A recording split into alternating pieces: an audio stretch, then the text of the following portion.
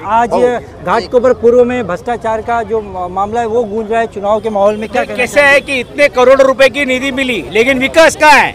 हम ढूंढ रहे हैं विकास विकास विकास विकास। विकास तो सिर्फ एमएलए के घर में दिख रहा है, उसके कंपनी में दिख रहा है, लेकिन लोगों को में विकास दिखना चाहिए ना।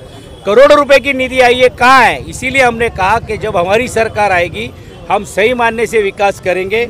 यहाँ के गरीबों के जो हक के जो विषय है, राखी ताई हो, मैं हूँ, संजय भाऊ हमारे जो सांसद हैं, सब मिलकर डटकर पूरे इस तालुका के विकास काम के लिए हम पूरी ताकत लगाने का काम करेंगे। भाऊ 2019 में यहाँ के स्थानीय एमएलए अपना एफिडेविट देते हैं 900 करोड़ का मालिक, लेकिन आज 3000 करोड़ के लगभग की संपत्ति है। लोगों को तय करना है कि किसका विकास हुआ। इसीलिए हम कह रहे हैं कि विभाग का हुआ, ठीक है, कोई अगर व्यापार कर रहा है तो उसको कोई गलत बात नहीं है, लेकिन वो उनका जैसा विकास हो रहा है वैसे क्षेत्र का विकास होना चाहिए। यहाँ की समस्या छुटनी चाहिए। 5 साल वो सरकार में थे, 5 साल उनकी सत्ता थी, राज्य के मुख्यमंत्री उप मुख्यमंत्री गए 2.5 साल से उनके महायुति के, फिर भी विकास नहीं हो रहे। देश के पंतप्रधान यहाँ आकर रोड शो चले कर गए, फिर भी आज क्या हालत है यहाँ की इलाके की देखिए आपने। यहाँ पे भी MMRDA की तरफ से स्कीम लाई जा रही है, उसके बारे में भी लोगों को कोई संभ्रम है। कुछ लोग बेचारे भाड़े लेकर चले गए ये सोच के चलो अच्छे घर मिलेंगे, लेकिन वापस आएंगे कि नहीं आएंगे इसकी गारंटी नहीं। तो हम सब लोग ने मिलकर ये निर्णय लिया कि महाविकास आघाड़ी की अगर सरकार आती है, हम सब लोगों को विश्वास में लेकर अच्छी योजना लाकर लोगों को जैसी योजना चाहिए वो लाने का काम करेंगे। भाई देश के गृह मंत्री मुंबई आते हैं, घाटकोपर पूर्व में आते हैं कामदार के चुनाव के प्रचार के लिए, और कई ऐसी बातें करते हैं जिससे दो समुदाय में मामला बिगड़े। और उनका नारा है बटेंगे तो कटेंगे, हमारा नारा है हम डटेंगे और जीतेंगे। खासदार बनवलाय, दोन्ही भाऊ बरोबर आहे। आमदार झाल्यावर जे तुमच्यावर अन्याय करतात, जे मोठ्या गोष्टी करतात, जे खोट्या केसेस करतात, जे तुम्हाला घरातून बाहेर काढायचा प्रयत्न करतात, त्यांना त्यांची जागा दाखवून देणार। आणि सचिन भाऊ आणि संजय भाऊ आणि राखीताई बरोबर असले तर कोणाची काय हिंमत आहे? आमची राखीताईची असू दे, सचिन भाऊची असू दे का माझी असू दे, आम्ही काय होतो आणि काय आहे हे सर्वांनी लक्षात ठेवायचं, बरोबर आहे का नाही? आणि तुमच्या कामासाठी दिवस रात्र उभे राहणार। आम्ही सर्व गोष्टींनी सक्षम आहोत। आमची तुमच्यासाठी आम्ही नगरसेवक आमदार खासदार होतो ती तुमची सेवा करण्यासाठी, आमचे घर भरण्यासाठी नाही। आम्ही आहोत त्याच्या संतुष्ट आहोत, बरोबर आहे का नाही? तुम्ही आमदार बनवला, तुम्ही खासदार बनवला, तुमची सेवाच केली आहे।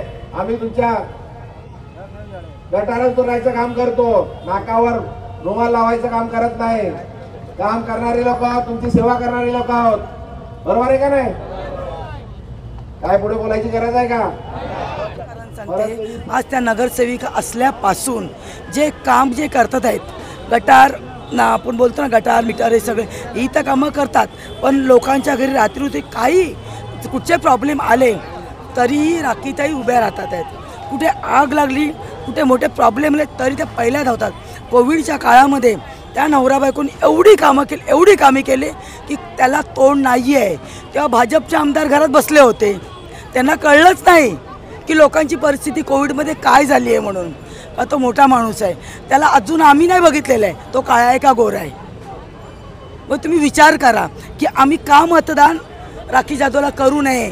आम्ही सगळे मीडियम क्लास लोक आहोत, पण आम्हाला असं वाटतं की राखीताई जाधव यांनी निवडून यावं एक मराठी व्यक्तिमत्व म्हणून।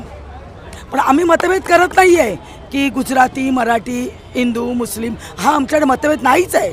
हे करतात आहे ते फडणवीस। पण आता जसं ताईंनी सांगितलं, मी पण ज्या विभागात राहते तर मला वाटतं गेल्या 5 वर्षात त्यांनी एकदाही तिथे कधी व्हिजिट केलेली नाही आहे। आणि दीदींचं म्हणाल तर दीदींचं कोरोना काळात राखी दीदींचं काम सर्वसामान्य जनतेपर्यंत त्या पोहोचणाऱ्या प्रतिनिधी आहेत। लोकप्रतिनिधी कसा असावा हे राखीताई जाधव यांच्याकडे बघितल्यानंतर मला कळतं। आणि एक मला वाटतं धनशक्तीपुढे एक नारी शक्ती अगदी प्रभावीपणे तेवढा स्ट्रॉंगपणे राखीताई उभ्या आहेत। आणि विकास झाला असेल तर आपण बघितले ज्यावेळेस आपण निवडणूक फॉर्म फिलअप करताना उमेदवारांचा जो काही आपल्याला तपशील मिळतो, त्यांची मालमत्ता किती आहे त्याच्यावरून तुम्हाला समजलं असेल की विकास कोणाचा आणि किती झालेला आहे।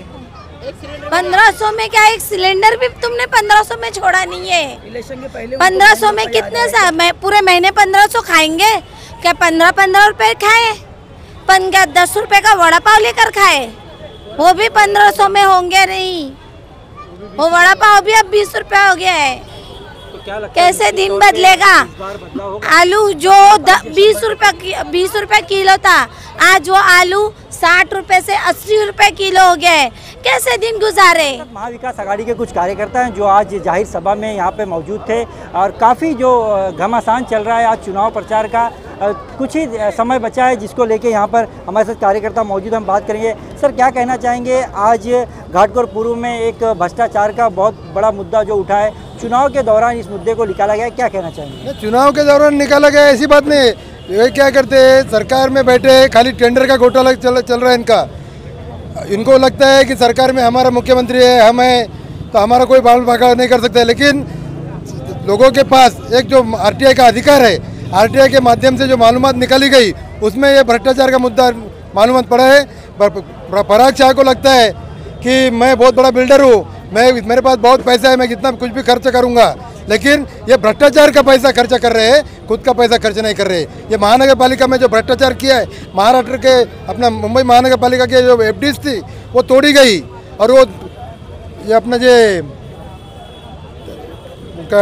प्रशासक के माध्यम से जो भ्रष्टाचार चल रहा है उसका ये मुद्दा निकाला गया है। लेकिन आप कह रहे हैं महानगर पालिका की 20,000 करोड़ की जो एफडी थी उसको तोड़ी गई, लेकिन एकनाथ शिंदे ये हमेशा दावा करते हैं कि हमने ऐसी कोई एफडी नहीं तोड़ी, महानगर पालिका के खजाने में आज भी वो पैसा रखा हुआ है। आप सिर्फ उसका एक प्रोपेगेंडा चला रहा है लोगों के बीच। नहीं, ऐसे नहीं। एकनाथ शिंदे तो सबसे बड़ा भ्रष्टाचार का घोटाला कर रहे हैं। विधायक रहे पराग शाह, आज अगर उनकी संपत्ति की बात करें तो हजारों करोड़ में पहुँच चुकी है। किस तरीके का विकास उन्होंने इस क्षेत्र में किया है? उन्होंने इस क्षेत्र में जनते का विकास नहीं किया है, तो इस क्षेत्र ने उन्होंने खुद का विकास किया। और ये जनता को आज कामराज नगर के मालूम पड़ा है कि ये 5 साल में विकास किसका हुआ है। जो उन्होंने 5 साल पहले जो इलेक्शन में एफिडेविट भरा था उसमें उनकी संपत्ति 700-800 करोड़ थी, और आज जो 3,300 करोड़ हुई है, तो ये आप लोग भी जानते हैं और जनता भी जानती है कि विकास किसका हुआ है। क्या लगता है सिर्फ पुरानी बिल्डिंगों को तोड़ के नए टावर बनाना ये विकास है, या स्लम में रहने वाले लोगों को रोजगार देना, अच्छे अस्पताल देना, अच्छी स्कूल देना, क्या ये एक विधायक का काम नहीं? विधायक का काम यही था कि यहाँ की जनता जो मतलब गरीब जनता है, यहाँ के इस जनता को अच्छी तरीके से हॉस्पिटल की सुविधा हो। लेकिन एकनाथ शिंदे जी ने जो बड़ा कंगावा किया कि आपला दवाखाना और हमारे हिंदू हृदय सम्राट हमारे देवत बाला साहब ठाकरे जी का जिनको नाम दिया उस दवाखाने को, आज जो दवाखाना आपके बाजू में बंद पड़ा है, वहाँ पे किसी लोगों का कुछ इलाज होता नहीं है। सिर्फ महानगर पालिका की तिजोरी जो आज सम्माननीय पक्ष प्रमुख उद्धव जी ठाकरे और आदित्य ठाकरे जी के नेतृत्व में जो आज हमारे गरीबों का पैसा आज 94,000 करोड़ रुपया जो आज फिक्स डिपॉजिट में हमारे उद्धव साहब ने एक जनते के लिए रखा था, मुंबई के विकास के लिए, मुंबई के भले के लिए रखा था, इस पैसे को चोरने का काम ये युति सरकार ने किया है। तो क्या लगता है आने वाली 20 तारीख को और 23 तारीख को क्या ये माहौल वापस एक बार जश्न के द्वारा लोगों के बीच में दिखाया जाएगा? पक्का सर, ये आने वाली सरकार गरीब जनते की सरकार होगी, महाविकास आघाड़ी की सरकार होगी, और इस सरकार के मुख्यमंत्री इस महाराष्ट्र के कुटुंब प्रमुख श्रीमान उद्धव बाला साहब ठाकरे ये होगी। अब ऐसा और लोग हैं, कांग्रेस के पदाधिकारी है। सर, क्या कहना चाहेंगे, किस तरीके का बदलाव होगा? क्या मुंबई के घाटकोपर विधानसभा में एक बार तुतारी फिर बजेगी जिस तरह मशाल जलाई गई थी?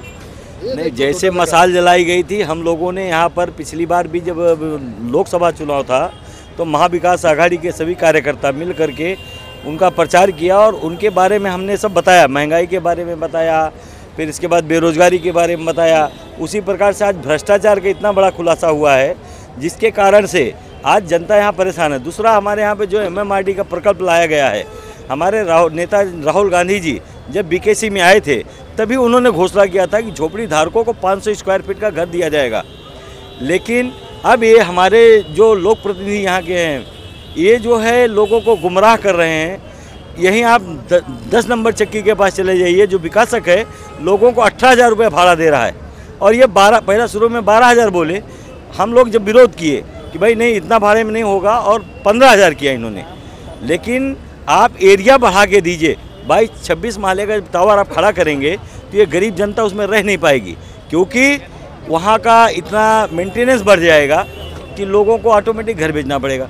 दोबारा जब 22 माले का आप टावर बना दो 26 माले का, तो तो रीडेवलपमेंट में जाने का कोई चांस नहीं है। हम लोग अगर ये बात पूछते हैं तो ये बोलते हैं मैं ये कहना चाहता हूँ कि घाटकोपर विधानसभा में पराग शाह जो है 30 साल से बीजेपी को यहाँ बीजेपी जीत रही है 30 साल से।